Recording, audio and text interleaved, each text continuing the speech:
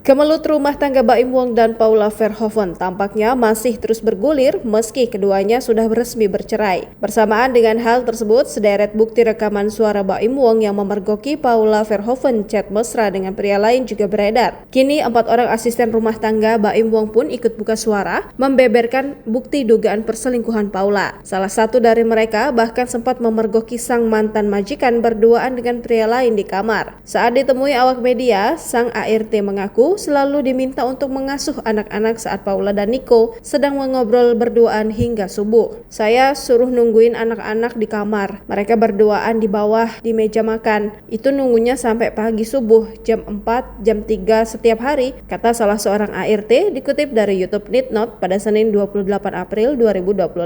ART lain yang enggan disebut namanya juga membeberkan hal yang sama. Saat sedang membersihkan rumah, ia mengaku sempat memergoki Paula dan Nico rebahan berdua di kamar. Mereka berdua lagi duduk ngobrol, aku kan beberes gitu, beberes kamarnya, melihat mereka berdua lagi ngobrol, terus aku lihat lagi mereka pindah kamar di seberang, berduaan lagi rebahan. Katanya, melihat pemenangan tersebut, sang ART tidak berani menegur. Meski mengaku kaget, ia langsung buru-buru menutup kembali pintu kamar dan pergi menjauh. Masih menurut pengakuan para ART, aksi Paula dan Nico ngobrol berjam-jam di kamar itu sering terjadi di sore hari ketika Baim Wong tidak ada di rumah.